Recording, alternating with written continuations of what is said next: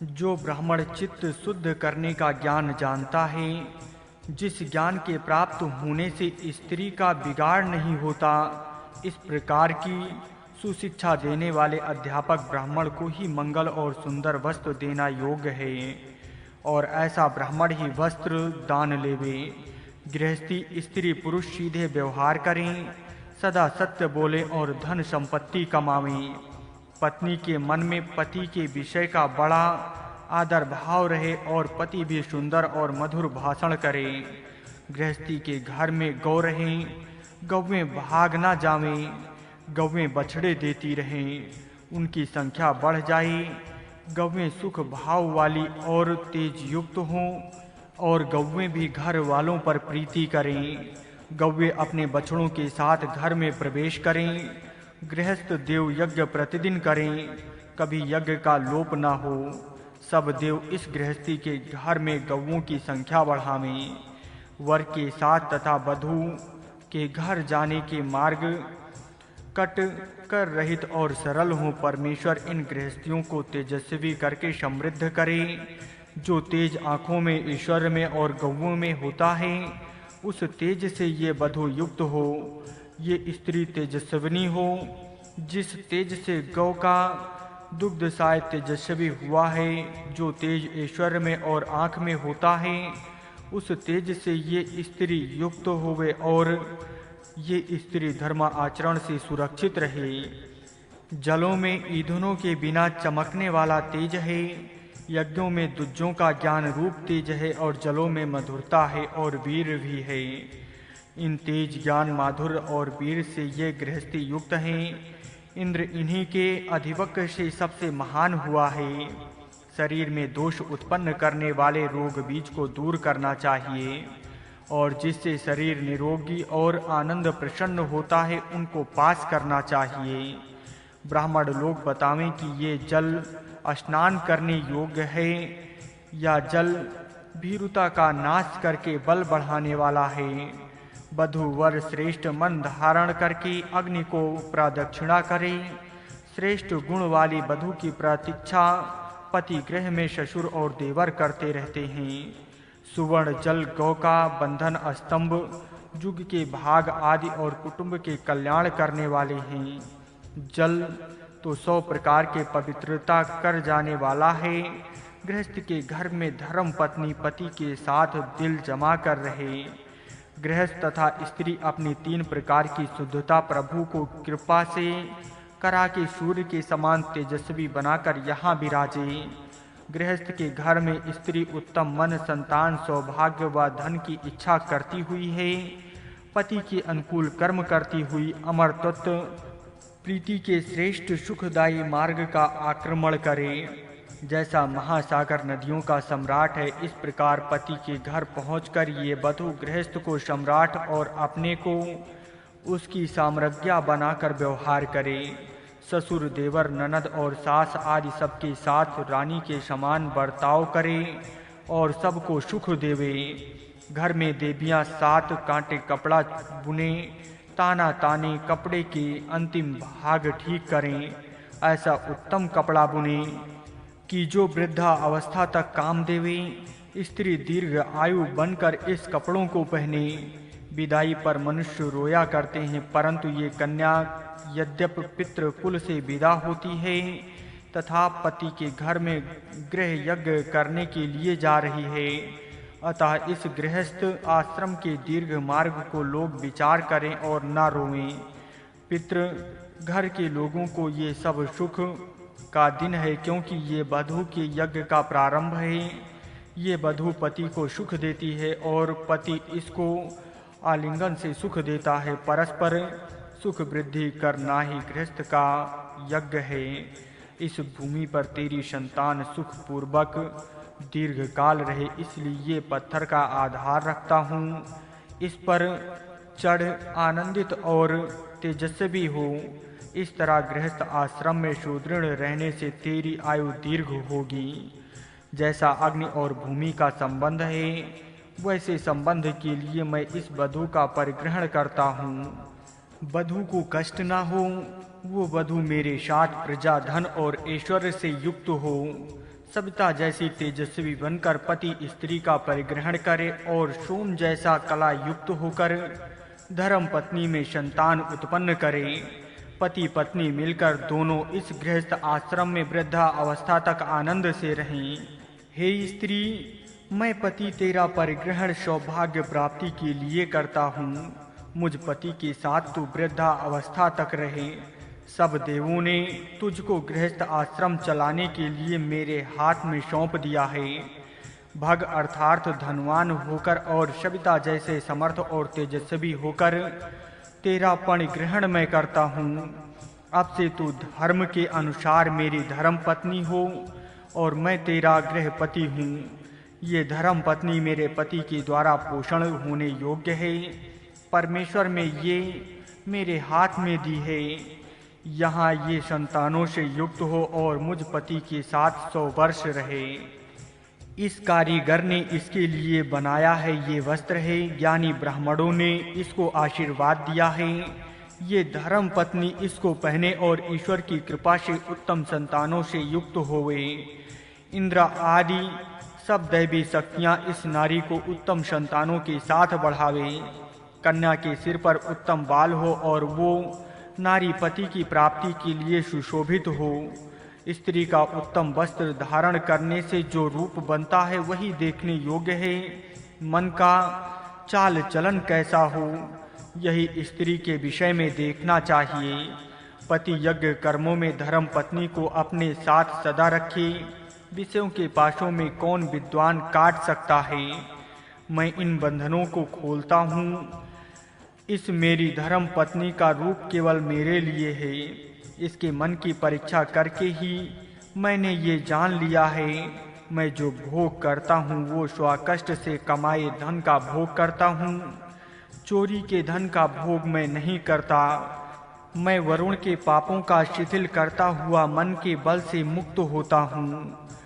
सविता ने तुझे इस समय तक जिन पासों से बांध रखा था उन वरुण के पाशों में को मैं खोलता हूँ। तुझ जैसी सुयोग्य धर्म पत्नी के लिए यहाँ विस्तृत लोक प्राप्त हुआ है और उन्नति का मार्ग सुगम हुआ है।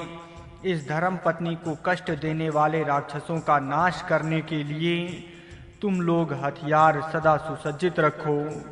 सदा इस स्त्री को पुण्य कर्म में लगाओ। ज्ञानी विधाता की सम्मति से इसको ये पति प्राप्त हुआ है। राजा भी ये जानता हुआ विवाह में अग्रगामी हुआ था। भगने पाँवों के 4 भूषण और शरीर पर धारण करने के 4 फूल बनाए और कमर में धारण करने योग कमर पट्टा बनाया है। इनको धारण करके ये स्त्री उत्तम मंगलमयी बने।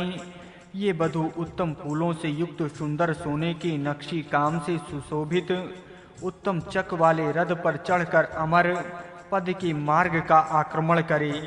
ये धर्म पत्नी का विवाह मंगल पति के घर वालों के लिए शुभकारक होवे। ये स्त्री पति के घर में पति के भाई पशु आदिकों को सुख देवे। पति का सुख देवे पुत्रों को उत्पन्न करे और सबका आनंद बढ़ाने वाली बने। ये वधू देवों के मार्ग से जा रही है, अतः इसको किसी तरह कष्ट न हो। इसके पति का घर का मार्ग और इसके पति के प्रति घर के द्वार इसके लिए सुखदायी होवें। इस वधू के चारों ओर ज्ञान और इस प्रार्थना का वायुमंडल हो जहाँ व्याधि नहीं है। ऐसी पति के घर रूप देव नगरी को ये वधू प्राप्त हो। पति के घर में सुख युक्त और कल्याण युक्त बनकर ये विराजे। दहेज पति के घर भेजने के पूर्व कन्या की अग्नि की उपासना प्रथम करती है, जिससे उस कन्या को पति के घर सुख और उत्तम संतान प्राप्त होती है। अग्नि उपासना अर्थात यजन अथवा हवन करने से दीर्घ आयुष्य और शारीरिक कांति प्राप्त होती है। कन्या का पति भी हवन से दीर्घजीवी अर्थात शतायु हो सकता है। सोम, गंधर्व, अग्नि ये बचपन में कन्या के 3 पति हैं और पश्चात उस कन्या का विवाह मनुष्य के पति के साथ होता है। सोम गंधर्व का देवता है। गंधर्व अग्नि के हाथ में समर्पण करता है और अग्नि पुत्रों उत्पादन शक्ति के साथ मनुष्य के स्वाधीन इस कन्या को करता है। उक्त देवों के अधिपति में कन्या को उत्तम बुद्धि प्राप्त होती है। पश्चात उसके हृदय में काम को स्थान मिलता है। उस समय अश्विनी देव इन बुद्धवरों के रक्षक होते हैं। इस समय अपना मन श्रेष्ठ विचारों से युक्त करके अपने घरों में सबको वास करना उचित है। अपने पति के घर में आनंद से रहने वाली धर्मपत्नी अपने मन में शुभ संकल्प धारण करे और वीर भाव युक्त संतान और प्रशंसा योग धन की खामनी बने। इस दंपति के मार्ग सुगम हों, इनको पर्याप्त खान पान प्राप्त हो और इनके उन्नति के मार्ग निष्कंटक हों और दुष्ट बुद्धि इनसे दूर हों। औषधियाँ, नदियाँ, खेत, स्थान, वन आदि सब स्थानों में संतानों वाली और पति के घर जाने वाली इस स्त्री की रक्षा हो, अर्थात कोई राक्षस इसको दुख ना पहुँचावे। जो मार्ग सुगम और निर्भय हो उससे आगे बढ़ो और इस मार्ग से जाओ कि जिसमें उत्तम निवास के साधन मिलते हों। सब लोग इस घोषणा को सुने कि ये विवाहित स्त्री पुरुष इस संसार में सुख पूर्वक रहें। वनवासी तथा ग्रामवासी कोई भी इनको दुख न देवे।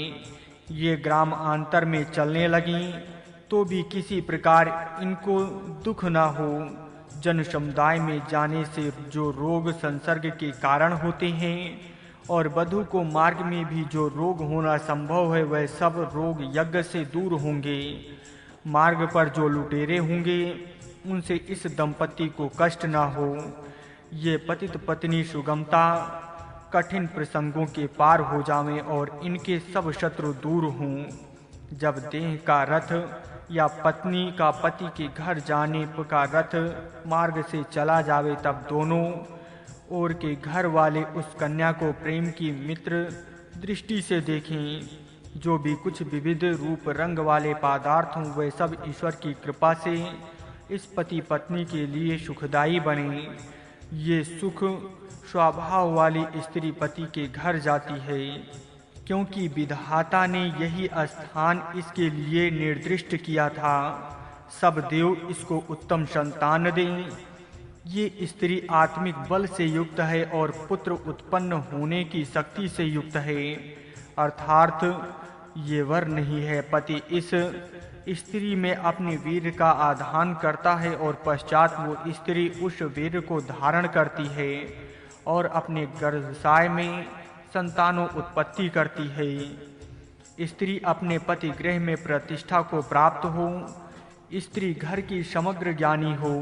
उसका पति देव और ये उसकी देवी है। इस पति पत्नी को उत्तम संतान प्राप्त हो और ये दोनों उत्तम बुद्धि धारण करें। प्रसव में जब शांति का भंग होवे अर्थात मन को कष्ट प्रतीत हो उस समय वाहन के बैल घोड़े जाएं और उनको उत्तम स्थान में सुरक्षित रखें। ये स्त्री पति के घर में आकर आनंद से रहे, आंखें क्रोध युक्त ना कर, पति की हितकारिणी बने, धर्म नियमों का पालन करें, सबको सुख देवें, अपनी संतानों को वीरता की शिक्षा देवें, देवर आदि को संतुष्ट रखें, अंतःकरण में शुभ भाव रखें। ऐसी स्त्री से घर सुप्रसन्न होता है। स्त्री पति गृह में आकर देवर और पति का हित करे, पशुओं का उत्तम पालन करे, धर्म नियमों के अनुसार चले, तेजस्विनी बने, अपनी संतानों को वीरता की शिक्षा देवे और अग्नि की हवन द्वारा उपासना करे। गृहस्थी के घर में दरिद्रता न रहे। गृहस्थ अपने प्रयत्न से दरिद्रता दूर करे। जो घर पुरुषार्थों में शून्य होता है उसमें दरिद्र रहता है, अतः प्रयत्न द्वारा दरिद्रता को दूर करना योग है। स्त्री पति घर में प्रतिदिन सबसे पहले गृहपातग्नि की हवन द्वारा उपासना करे, पश्चात विद्या देवी की और पश्चात पितरों की पूजा करे। पति अपनी स्त्री के लिए हर एक प्रकार से सुख देवे और उसकी उत्तम रक्षा करे। ये स्त्री उत्तम अन्न सेवन करके उत्तम संतान उत्पन्न करे और ऐसा आचरण करे कि ईश्वर का आशीर्वाद इसे प्राप्त हो। पहले घास की चटाई बिछावा जाए, उस पर कृष्ण जन बिछाए जावें। जो स्त्री पति को प्राप्त करती है वो सुप्रजा उत्पन्न करने वाली स्त्री इस बिछौने पर चढ़े। पहले चटाई फैलाओ, उस पर चर्म बिछा दो। वहाँ उत्तम संतान उत्पन्न करने वाली स्त्री बैठकर अग्नि की उपासना करे। उस चर्म पर चढ़ अग्नि की पूजा कर। ये अग्निदेव सब दुष्ट राक्षसों का नाश करता है। इस संसार में अपने पति के लिए उत्तम संतान उत्पन्न कर। ये तेरा पहला पुत्र उत्तम श्रेष्ठ बने। जब ये स्त्री माता होगी तब उसके साथ विविध रंग रूप वाले गौ आदि पशु रहेंगे। ये स्त्री उत्तम मंगल धारणा की कामना करके अग्नि की उपासना करे और देवों को शुभीषित करे। उत्तम मंगल कामना वाली गृह वालों को दुख से छुड़ाने वाली, पति की सेवा करने वाली, ससुर को सुख देने वाली, सास का हित करने वाली स्त्री अपने घर में प्रविष्ट हो। ये स्त्री ससुरों का हित करे, पति को सुख दे, सब घर वालों का हित करे और सबको पुष्ट रखे। सब भाई बंधु इकट्ठे होकर यहाँ आवें और इस वधू का दर्शन करें। ये वधू बहुत कल्याण करने वाली है। अतः वह इस वधू को आशीर्वाद देकर इसके जो दुष्ट भाग हैं उसको दूर करके वापस अपने घर जावें। जो दुष्ट हृदय वाली और बूढ़ी स्त्रियां हैं वह भी सब स्त्रियां इस वधू को अपना तेज अर्पण करें और अपने घर को वापस चली जाएं। जिस पर सोने के कलाभूत का काम किया है, ऐसे गद्दे जिसमें लगे हैं और विविध हुनरों से जिसकी शोभा बढ़ाई है, ऐसे सुंदर रथ पर ये वधू चढ़े और पति के घर प्राप्त होकर बड़ा सौभाग्य प्राप्त करे। ये स्त्री मन के उत्तम भाव धारण करती हुई बिस्तरे पर चढ़े और पति के लिए उत्तम संतान निर्माण करे। उत्तम ज्ञान संपादन करके उषा काल के पूर्व जागकर निद्रा से निवृत्त होकर उठे। पूर्व समय में देव भी अपनी धर्म पत्नियों के संग सोते रहें, अपने शरीर से स्त्री के शरीर को आलिंगन देते रहें। इसी प्रकार ये स्त्री भी अनेक प्रकार अपने रूप की सजावट करती हुई उत्तम प्रजा निर्माण करने की इच्छा से पति के साथ मिलकर रहे। हे धन वाले पुरुष, वहाँ से उठकर यहाँ आ, हम आपका स्वागत करते हैं। ये वधू इस समय तक पिता के घर रहती हुई थी। आप इस वधू को प्राप्त करने की इच्छा करते हैं तो ये आपका भाग हो सकता है। इस आपके भाग्य के इस स्त्री के जन्म से सब वृत्तांत आप चाहें तो जान सकते हैं। इस यज्ञ स्थान भूमि और सूर्य, इनके बीच अंतरिक्ष में अप्सराएं, सूर्य प्रभाएं एक घर में आनंदी रहकर बहुत आनंद प्राप्त करती हैं। इस प्रकार गृहस्थ अपने घर में आनंद से रहें। स्त्रियां ही सबकी उत्पत्ति का स्थान हैं, अतः उनके साथ पुरुष रहें और ऋतु के अनुसार आदर पूर्वक ऋतुगामी होवें। दूसरे के नमस्कार करने पर उसको नमन करना उचित है। उसकी तेजस्वी आँख के साथ अपनी आँख मिलाकर नमन करना उचित है। इस तरह परस्पर को जानकर नमस्कार किया जावे और युवती स्त्री के साथ पुरुष दूर जाकर एकांत करे। मनुष्य को जैसा जैसा धन मिले वैसा वैसा वो मन के शुभ संस्कारों से युक्त बने और वे ईश्वर को मानने वाले हों। वो ईश्वर परम उच्च स्थान पर विराजमान है, जहाँ हम आयु को दीर्घ करते हुए पहुँच सकते हैं। हे स्त्री पुरुषों, तुम अपने रजवीर के बल से ही माता पिता बन सकते हो, अर्थात संतान उत्पन्न कर सकते हो।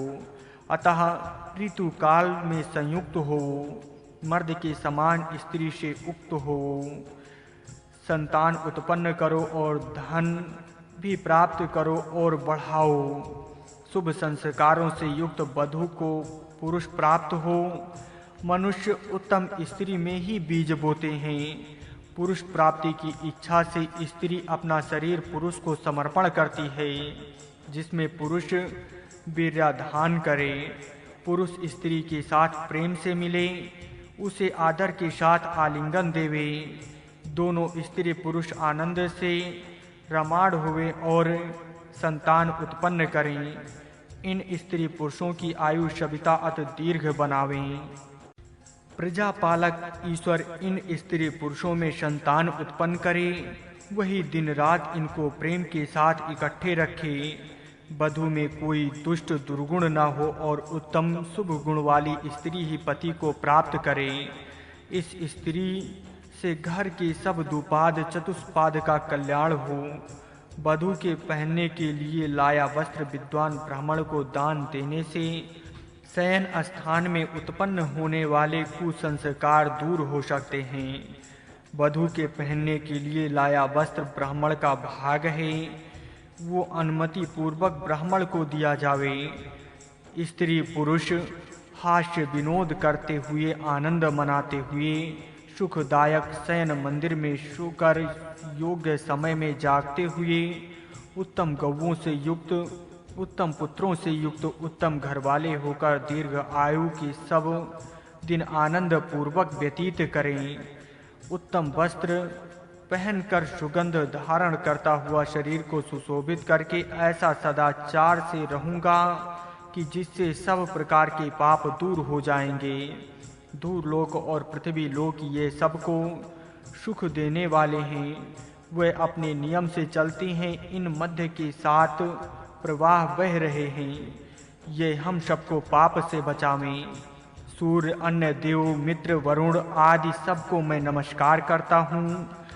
जो ईश्वर मानवी शरीर में दो हड्डियों को बिना चिपकाए, बिना सुराख किए जोड़ता है, वही सबको जोड़ने वाला है। वो सब टूटे हुए मरम्मत करता है। जो सब प्रकार का हमारा अज्ञान है वो हम सबसे पूर्णता से दूर हो जावे। जो हृदय को जानने वाली दोष स्थिति है वो हम सबसे दूर हो। जो कुछ हिंसा और घात पात के कृत्य हैं, जो दरिद्रताएं और दुष्ट परिस्थितियां हैं, वह सबकी हम सबसे दूर हों। मेरा शरीर सुडौल और हष्ट-पुष्ट है। वस्त्र धारण से उसकी शोभा घटती है, तथाप जोड़कर हम वस्त्र धारण करते हैं जिससे हमें कोई कष्ट न हो। जो हमारे स्त्री वर्ग ने उत्तम वस्त्र बुना है, जिसको सुंदर किनारियों और झालरें लगी हैं, वो वस्त्र हमें सुख देने वाला हो। ये कन्याएं उपवर होने के कारण पति की कामना करती हैं और पति के पास पहुंचती हैं, अर्थात गृहस्थ धर्म की दीक्षाएं स्वीकारती हैं। ये गृहस्थ आश्रम की दीक्षा बृहस्पति ने शुरू की है। जो बल, तेज, भाग, यश, दूध और रस गौओं में है, वो सब इस गृहस्थ आश्रम में रहने वाले को प्राप्त हो। जो बालों वाले लोग, जो कुमारिकाएं, जो स्त्रियां रोते पीटते पाप करती हैं, जो बाल खोलकर चिल्लाती हैं, इस प्रकार का जो पाप घरों, संतानों और पशुओं के संबंध में हो रहा है, वे सब पाप दूर होवें। ये नारी धान का हवन करती हुई ईश्वर की प्रार्थना करती है कि मेरा पति दीर्घ आयु बनकर 100 वर्ष जीवित रहे। हे प्रभु, पति पत्नी मिलकर सदा एक विचार से रहें। चक्रवाक पक्षी के जोड़े के समान आनंद से रहो। उत्तम चरदार कर और उत्तम संतान निर्माण करके संपूर्ण आयु आनंद से व्यतीत करो। बैठक, सिरहिना, बिस्तरा, वस्त्र तथा विवाह के विषय में जो कुछ पाप या घातक दोष हों, वे सब के सब आत्मशुद्धि से दूर किए जावें। विवाह में और वरात में जो कुछ पाप या दोष होता हो, वो भी विचार के साथ दूर किया जावे। अपने मल और द्वेष दूर कर हम सब पूज पवित्र और दोष रहित तथा दीर्घ आयु बने। कंगवा लेकर स्त्री के मस्तक पर मल दूर किया जावे और वहाँ की स्वच्छता की जाए। इसी प्रकार स्त्री के शरीर का प्रत्येक भाग स्वच्छ किया जावे, परंतु ये मल पृथ्वी, अंतरिक्ष, आकाश, जल, वनस्पति आदि के पास न जावे। कहाँ ऐसे स्थान पर मल गाड़ दिया जावे कि जो फिर किसी को कष्ट न दे सके। स्त्री को पृथ्वी और औषधियों के पौष्टिक रस से पुष्ट किया जावे। उसको धन दिया जावे और उत्तम संतान उत्पन्न हो। स्त्री बलशालिनी होकर घर में विराजे। पुरुष प्राण है और स्त्री रई है, पुरुष समागान है और स्त्री मंत्र है, पुरुष सूर्य है और स्त्री पृथ्वी है। ये दोनों मिलकर इस संसार में रहें और उत्तम संतान उत्पन्न करें। अविवाहित स्त्री पुरुष अपने सहधर्माचरण के लिए योग्य पुरुष और योग्य स्त्री की अपेक्षा करते हैं। जो उदार दाता होते हैं उनको ही उत्तम संतान होते हैं। ये मनुष्य बनकर उत्तम बल की प्राप्ति का यत्न करें। नववधू को देखने के लिए बारात के समय अनेक स्त्री पुरुष जमा होते हैं। वे सब नववधू को सुसंतान होने का शुभ आशीर्वाद देवें। जैसे डोरी में अनेक धागे मिलकर रहते हैं, वैसे ही गृहस्थ आश्रम मिलकर रहने का आश्रम है। गृहस्थ आश्रम में इकट्ठे हुए सब लोग स्त्री को धन और सुसंतान प्राप्त होने का शुभ आशीर्वाद देकर उसको शुभ मार्ग से चलावें। इस तरह से स्त्री तेजस्विनी, यज्ञशनी और सुसंतान युक्त होकर विजयी होवे। स्त्री विदुषी होवे, सवेरे प्रातः काल उठे, 100 वर्ष की दीर्घ आयु के लिए ज्ञान प्राप्ति पूर्वक प्रयत्न करे, अपने पति के घर में रहे, अपने घर की खामनी बनकर विराजे। परमात्मा इसको दीर्घ आयु देवे। वैदिक विवाह का स्वरूप। प्रथम सूतक। अथर्ववेद के इस चतुर्थ कांड में वैदिक विवाह का स्वरूप और वैदिक विवाह पद्धति दर्शाई है। जो पाठक अपनी विवाह पद्धति का विचार करना चाहते हैं वह इन 2 सूतकों का विशेष मनन करें। प्रथम सूतक के प्रारंभ में 5 मंत्र केवल सामान्य उपदेश देने वाले हैं। इनमें सूर्य, चंद्र, नक्षत्र, पृथ्वी और सोम आदि का वर्णन है, परंतु इन मंत्रों में इन देवताओं का वर्णन करते हुए विवाह का तथा पति पत्नी का आदर्श बताया है। देखिए, धवा और भूमि। प्रथम मंत्र में भूमि पत्नी के स्थान पर और सूर्य अथवा धुर लोक पति के स्थान पर वर्णन किए गए हैं। मानो सबकी माता पृथ्वी है और सबका पिता सूर्य है। ये संसार मानो पृथ्वी और सूर्य इन माता पिताओं का संतान रूप है। एक ही परिवार के हम सब हैं। जितने भी संसार के मनुष्य या पशु पक्षी हैं, ये सब एक ही परिवार के हैं। संपूर्ण मनुष्यों में तो भाई भाई का नाता है। पति का आदर्श सूर्य है या धूलोक। धूलोक वो है जो खगोल है, सदा प्रकाशित है, वो सबको प्रकाश देता है। इसी प्रकार पति अपने परिवार को उत्तम ज्ञान प्रकाश देवे और सब संतानों को ज्ञानवान करे। इसी तरह भूमि सबको आधार देती है, फल और अन्न देकर सबकी तृप्ति करती है। इस तरह माता सब संतानों को अपने प्रेम का आधार देवे और सबको खान पान द्वारा योग रीति से पुष्ट रखे। इस तरह विचार करने पर तथा धावा भूमि के आदर्श का मनन करने से स्त्री पुरुष के अथवा पति पत्नी के आदर्श उपदेश इस मंत्र में स्पष्ट रीति से ज्ञात हो सकते हैं। गृहस्थ धर्म का आधार सत्य है। ये बात इस सूतक का प्रारंभ ही सत्य शब्द द्वारा करके बताई है। स्त्री पुरुष का व्यवहार सत्य की मर्यादा से ही होवे, उसमें असत्य, कपट, छल आदि कभी ना आवे। इसी से आदर्श गृहस्थ धर्म हो सकता है। दूसरा बल ऋतु है। ऋतु का अर्थ सरलता है। सत्य और ऋतु ये 2 ही उन्नति के नियम हैं। सब धर्म नियमों का यही सार है। ऋतु और सत्य को छोड़कर कोई धर्म स्थान पर नहीं रह सकता। सोम। द्वितीय मंत्र में सोम का महात्म वर्णन किया है। ये सोम स्वर्ग है, पृथ्वी है और नक्षत्र में भी है। पाठक जान सकते हैं कि इन नक्षत्रों में जो सोम है वो चंद्र ही है। ये सब नक्षत्रों की शोभा बढ़ाता है। रात्रि के समय इसकी अवर्णनीय शोभा है। ये शांति का आदर्श है। मनुष्य इस शांति के आदर्श को सदा मन में धारण करे और शांत रहे। कार्य, अशांति आदि दुर्गुणों को दूर रखे। ये आदर्श सोम द्वारा पति के लिए इस मंत्र में दिया गया है। पृथ्वी भी सोम है। यहाँ सोम का अर्थ वनस्पति तथा अन्न है। आकाश के सोम का ये पृथ्वी पर रहने वाला प्रतिनिधि है। ये पृथ्वी पर रहने वाले मनुष्यों और पशु पक्षियों की तृप्ति करता है। पाठक यहाँ पृथ्वी के सोम को और आकाश के सोम को यथावत जाने। दोनों का नाम सोम है, परंतु ये दोनों एक नहीं है। सोम के अनेक अर्थ हैं और सोम शब्द द्वारा अनेक पदार्थों का बोध वेद में होता है। अतः सर्वर्थ सोम शब्द से एक ही पदार्थ का बोध मानना अयोग्य है। आगे तृतीय मंत्र के पूर्वार्ध में सोम रस का पान करने का वर्णन है। ये सोमपान यज्ञ में होता है, इसको सब जानते हैं, परंतु इसी मंत्र में आगे उत्तरार्ध में विशेष अर्थ से सोमपान का उल्लेख है। वहाँ कहा है कि जी सोमपान का ब्रह्म ज्ञानी पीते हैं, वो सोमपान कोई अन्य मनुष्य नहीं कर सकता। यहाँ का सोमपान ब्रह्मानंद का पान है, जो ब्रह्म ज्ञानी ही कर सकता है। ये भी सोम है। यही परमात्मा का अखंड आनंद का रस है। परमात्मा को एक रस कहते ही हैं। यही अंतिम और अति श्रेष्ठ सोमपान है। धर्म मनुष्य को इसी सोमपान के लिए योग्य बनाता है। साधारण मनुष्य इस सोमपान को कर नहीं सकता, क्योंकि विशेष उच्च अवस्था प्राप्त होने पर ही ये सोमपान होना संभव है।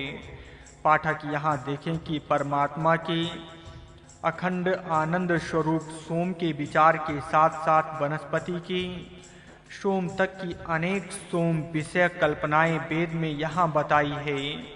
इनके बीच सब प्रकार के सोम आ चुके हैं। इस प्रकार ये सोमपान का महात्म है। इसकी वर्णन यहाँ करने का उपदेश ये है कि गृहस्थी लोग अपने घर में सोमपान करें। सर्वसाधारणता सोमपान का अर्थ है औषधि रस का सेवन करना। ये सब गृहस्थी करें। गृहस्थियों का ये अन्न है वनस्पति, धान, फल, शाक आदि का सेवन गृहस्थियों के परिवारों में होता रहे। मांस, रक्त, अंडे आदि का सेवन निषिद्धि है। पृथ्वी माता जिस सोम रस में सबकी पुष्टि कर रही है, वो यही वनस्पति सोम है। यहाँ गृहस्थ धर्म में रहने वालों का सर्वसाधारण वनस्पत्यान होना चाहिए। ये बात यहाँ कही है। इसके पश्चात ऋषि, मुनि, साधु, संत आदि अपनी आध्यात्मिक उन्नति करते हुए परमात्मा के आनंद का रसपान करते हैं। ये भी सोमपान ही है। इसकी योग्यता सर्वसाधारण गृहस्थियों के पास नहीं होती। गृहस्थ आश्रम का धर्म इस योग्यता को मनुष्य में उत्पन्न करता है। अर्थात गृहस्थ आश्रम के धर्म का योग रीति से पालन करने पर वानप्रस्थ आश्रम धर्म के पालन पूर्वक संन्यास आश्रम में मनुष्य के अंदर ये योग्यता प्राप्त हो सकती है। गृहस्थ आश्रम से आगे चलकर साध्य होने वाली ये बात है, ये सूचित करने के लिए और गृहस्थियों पर इसकी जिम्मेदारी बताने के उद्देश्य से ये सब प्रकार के सोमपान यहाँ इन मंत्रों में बताए हैं। बारात का रथ, आगे मंत्र 6 से 12 तक बारात के रथ का वर्णन है। ये सब अलंकारिक वर्णन है। ये तो मन का ही काल्पनिक रथ है, तथापि ये काल्पनिक रथ का वर्णन इसलिए दिया है कि मनुष्य विवाह के समय ऐसे उत्तम रथ बनावे और बारात निकाले और वधू को पति के घर बड़े ठाठ से ले आवें। इस बारात का रथ कैसा हो, इस विषय में इन मंत्रों का वर्णन देखने योग्य है। बारात के रथ का नमूना पाठक यहाँ देखें। जब सूर्य की पुत्री अपने पति के घर चली, तब इस प्रकार के सुंदर रथ पर बैठकर चली थी। यही नमूना सब पुत्रियों के बारात के समय रखा जाए।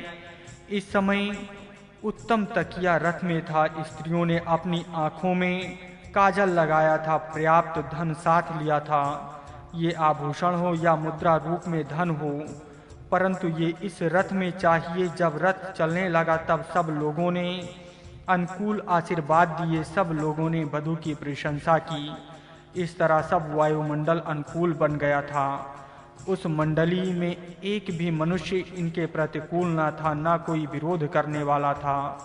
सब आनंद प्रसन्न थे और सभी वधू वर का हित एक चित्त से चाहते थे। इस समय सूर्य का वस्त्र उत्तम था, बहुत ही सुंदर वस्त्र था। ऐसे सुंदर वस्त्रों से युक्त होकर सब स्त्रियां वधू के साथ रही थीं। इस बारात में आगे उत्तम गायक थे, वे सुंदर छंदों में और मधुर स्वर में मंगल पद गाते हुए आगे चल रहे थे। उनके साथ अग्नि मार्गदर्शक था, इसके प्रकाश में वो बारात चल रही थी। जिस रथ में ये वधू बैठी थी उस रथ पर सुंदर छत थी, मंदिर जैसा उसका शिखर था, सुंदर से सुंदर आकाश के समान दिखाई देता था। 2 श्वेत बैल इस रथ को जोते थे। ये बारात सोम के घर चल रही थी, क्योंकि सोम ही इस सूर्य का पति था। सोम ने ही इस सूर्य की मंगनी की थी और सोम के साथ इस सूर्य का विवाह हुआ था। जब सोम ने मंगनी की थी उस समय वहां दोनों अश्विनी कुमार देवों के वैद्य थे, अर्थात वैद्यों के सामने ये मंगनी हुई थी। इस मंगनी का स्वीकार सूर्यों के पिता ने किया था। सविता ने मन से पति के विषय में पूज्य भाव रखने वाली अपनी सूर्या का ज्ञान पति के हाथ में किया था।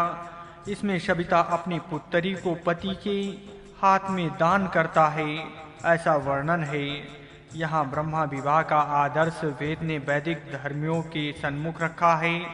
इनमें वधू का पिता अपनी कन्या का दान करता है और इस दान विधि से कन्या वर को प्राप्त होती है। यहाँ गंधर्व विवाह का आदर्श वेद ने वैदिक धर्मियों के सामने नहीं रखा है।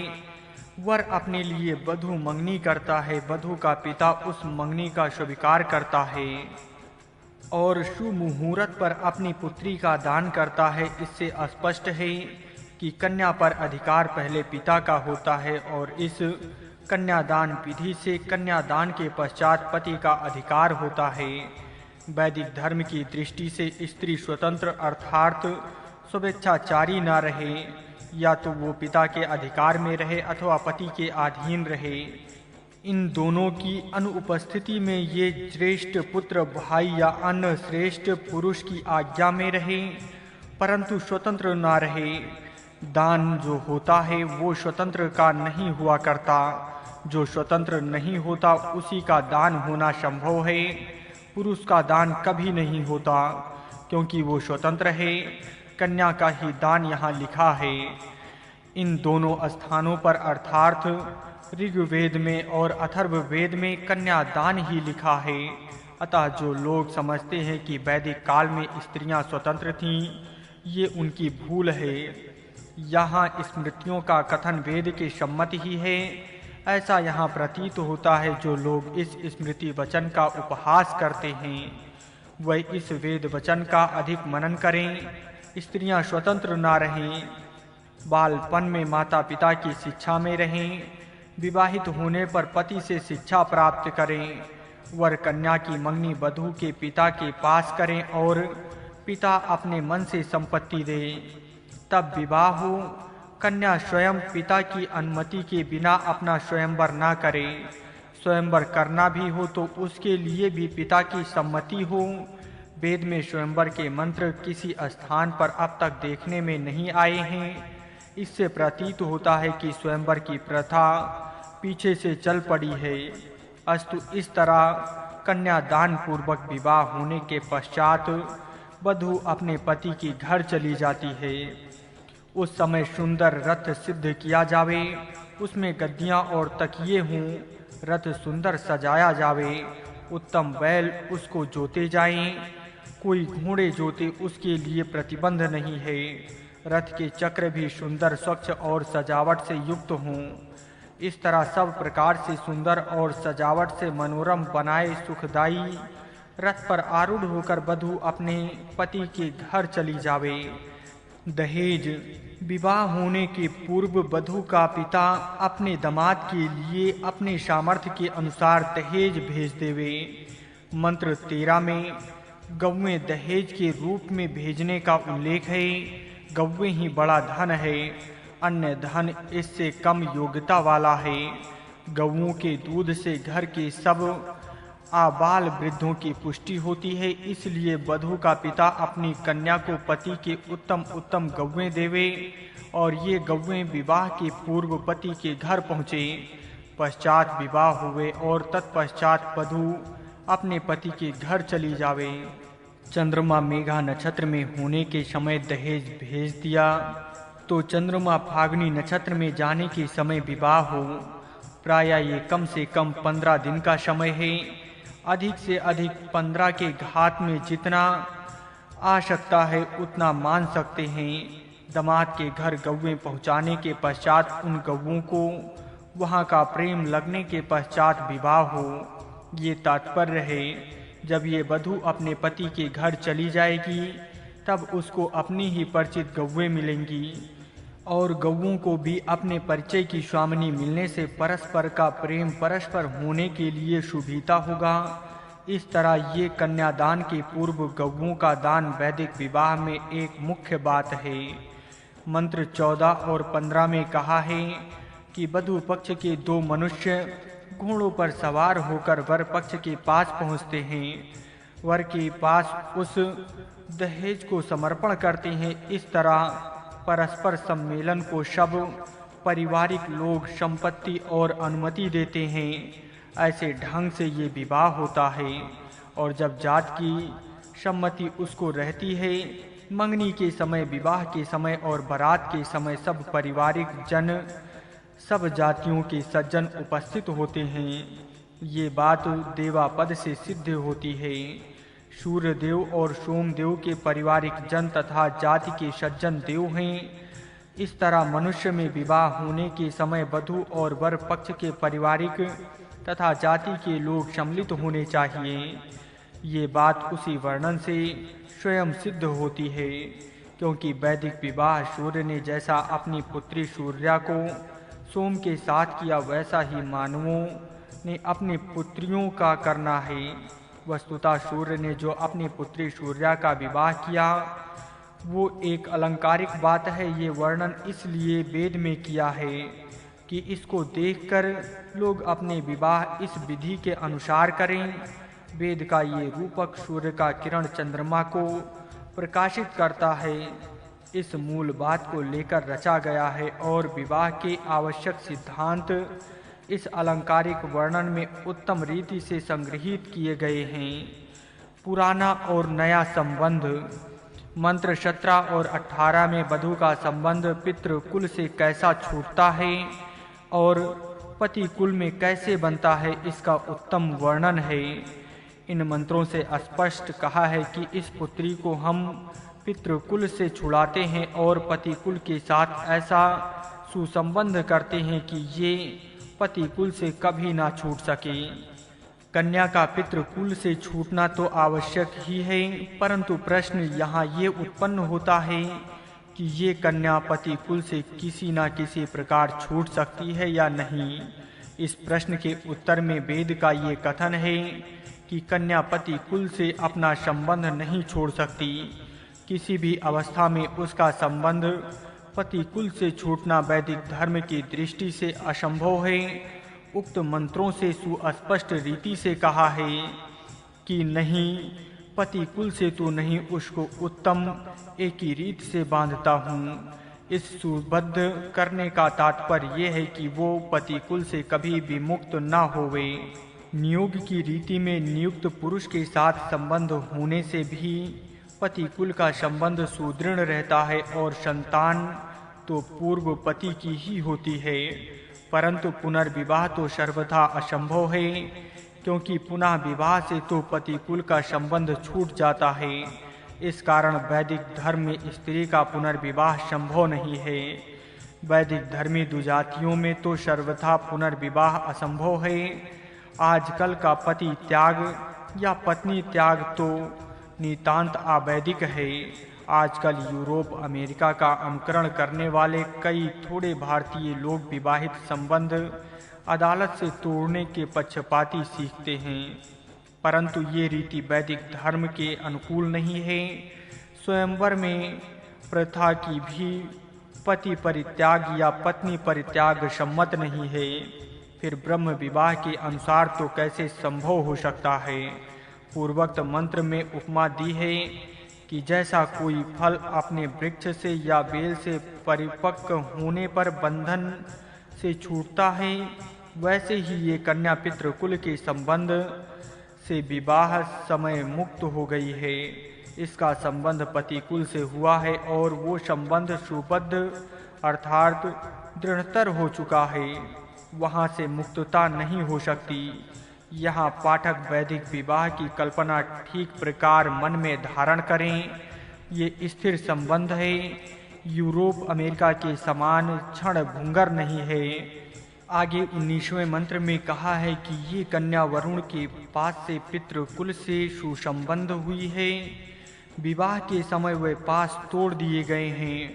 वरुण के पास किसी अन्य कारण से छूट नहीं सकते। पितृकुल से संबंध तोड़कर पति के कुल से नया संबंध जोड़ दिया है। ये संबंध जो पति के कुल से हो गया है वो साथ साथ संभाल होने के लिए है। पति के कुल के परिवार के साथ इस स्त्री का संभाल होता रहे, अर्थात ये कन्या बाल में पितृकुल के पासों से बंधी थी, वरुण देव के पासों से बंधी थी। और वरुण के पास ऐसे होते हैं कि वे तोड़ने का सामर्थ्य किसी के अंदर नहीं होता। ये वरुण के पास विवाह विधि से टूट जाते हैं, परंतु वही वधू पति कुल से ऐसी बांधी जाती है कि वहाँ से आमरण वो अपना संबंध छोड़ नहीं सकती। इस पति कुल में रहती हुई ये सत्य के घर में और पुण्यवानों के स्थानों में सुख प्राप्त हो सकता है। वो इसको पति के घर प्राप्त हो, अर्थात ये पति के घर में रहती हुई सत्य मार्ग से चले और पुण्य कर्म करती हुई सुख को प्राप्त हो। ये स्त्री का धर्म है। पति रहने तक या पति के मरने के पश्चात भी स्त्री का यही धर्म है। इस धर्म से वो पतित न हो और इस धर्म का आचरण करती हुई सबको सुख प्राप्त करे। स्त्री का स्वतंत्र आचार या स्वेच्छाचार सर्वथा गर्हित हो। न स्त्री पितृ घर में स्वतंत्र है, न पति के घर में स्वतंत्र है, और न पति के मरने के पश्चात वो स्वतंत्र हो सकती है। कन्या के बालकपन में तो सविता देव ने वरुण के पास से उसे पितृकुल से बांध रखा था। विवाह होने के समय वे पास तो टूट गए, परंतु भग देवता ने उसका हाथ पकड़कर बारात के रथ तक चलाया। पश्चात जब वो पति के घर जाने के लिए रथ में बैठी तब अश्विनी देव उसके रक्षक बने। जब तक ये वधू पति के घर नहीं पहुंचती वहां तक अश्विनी देवों की रक्षा में वो रहती है। पश्चात पति के घर ये नौ वधू पहुंचती है और वहां वशनी होकर रहती है। स्वयं अपनी इंद्रियां वश में रखती है, घर के परिवार को वश में रखती है और स्वयं बड़े लोगों की आज्ञा में रहती है। इस तरह ये पति के घर पहुंचने के पश्चात बर्ताव करती है। तत्पश्चात ये पितृगृह में वरुण के पासों से बंधी रहती है, स्वतंत्र नहीं होती। इसके ऊपर या तो पिता और माता निगरानी करते हैं, देवताओं की निगरानी रहती है और पश्चात पति की निगरानी होती है। कुछ भी हुआ तो स्त्री को वैसी स्वतंत्रता नहीं रखी है जैसे कि आजकल यूरोप, अमेरिका और विशेषतया रूस में इस समय स्त्रियों की स्वतंत्रता मानी जाती है। नियमबद्ध परतंत्रता में जितनी स्वतंत्रता हो सकती है उतनी तो अवश्य है। विद्या, कला, संस्कृत आदि के विकास के लिए जितनी आवश्यक है उतनी स्वतंत्रता है, परंतु आजकल की कुमारिकाएं कुमारों के साथ मिलजुल कर कॉलेजों में सीखती हैं, वैसी शिक्षा पद्धति भी वैदिक समय में नहीं थी।